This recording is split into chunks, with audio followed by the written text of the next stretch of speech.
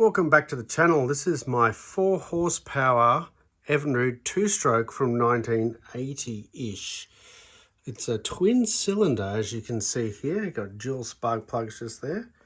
And it's got a few weird features. First of all, it's made of metal. Yep. It's got this weird system here that if you loosen this screw, this pull starter doesn't work. And on the back here, I'll just turn it around a little bit more to face me.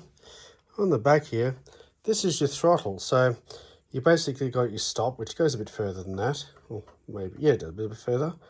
Then you've got a shift range. So because this has got a little shifter here for forward and neutral, basically, that's obviously your shift range. And you got start, and then you can twist it for fast, because there's no mechanism to do all that. Now, of course, there's also these two little things here. Now, of course, it's got it upside down, but basically one is a choke, and the other is to lean and richen the mixture. So you've got a little bit of, options when you've got this outboard going to choose whether or not it's going fast, slow, indifferent, or whatever. Now, at the end of the day, it's a very interesting addition to the other outboards I've got here, which, of course, in my messy garage, I've got the 4 horsepower 2-stroke Suzuki. Under this, I've got the 4 horsepower Mariner. And I'm going to do a comparison with all of them. Of course, the advantage for the, the disadvantage, I should say, for the 4 horsepower Mariner, which is under there, is it's a long shaft. So I don't know how that's going to go. Just in case you're curious and you haven't seen the films, that's a 5 horsepower 4-stroke Suzuki. But anyway, back to the old 4 horsepower Evinrude here. Yeah. Bit of a weird mixed bag. You got a plastic propeller, yeah. Plastic propeller down here. Yeah, weird piece of equipment that you got there. I guess the logic was that if you kept hitting things, because it's a portable motor, that you were going to end up having to replace it, obviously, on a regular basis. I don't know how much weight that holds or if that's even correct. That's my logic thinking right there. Got a plastic fuel tank. Most of them do. And yeah, that's pretty much all I got to say about it. At the moment, I'm waiting for a manual to come. It's going to tell me how to do a bit of a service and things of this nature, because I'm a little bit confused. There's no little shift linkage thing here. I believe it's a spring, because as I was pulling the starter, I'll see if I can sort of demonstrate it. I don't know. It's going to be a bit hard.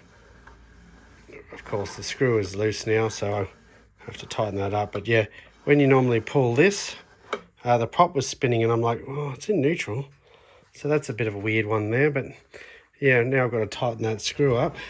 It's a never-ending sort of story here. There we are. Screw is now tight. Let's see if it does it now. Oh, it's probably just going to fall over. No, it's not going to work for me. You'll have to wait until I get this thing on the actual boat and pull it out, and I'm going to try and give it a start. I've cleaned the carburetor. I took all this off. This has all been replaced. It's all sort of new. I gave it a bit of a spray just initially. I've been playing around too much with this thing, trying to work out why it wasn't going into neutral, but apparently it does. It's got pretty much new spark plugs. Both these spark plugs look brand new to me. So hopefully everything is going to work there. The guy who sold it to me said he didn't have time to tinker. So whether or not it would start for him, I guess not. I don't know. Looks to me, just based on this, residue and stuff like that, it's either been in the water or sitting in the water for a while, or it's exhaust oil from sitting in the water, which can mean that the ratio was too much oil to fuel. So another thing the manual will tell me. Of course, I'm just rambling on here because I really haven't looked into it any more than that. Of course, if you guys have any experience with a motor like this, please comment below and let me know roughly any pitfalls, any advice before heading to the next step, which will be running it basically just in a plastic tub. At least trying to anyway. All right, that's all for now. Once I get the manual, have a read through and put it on the boat, I'll make another video. All right. Don't forget to jump on board and subscribe if you want to follow this journey, and ring that little bell for notifications that you may or may not get.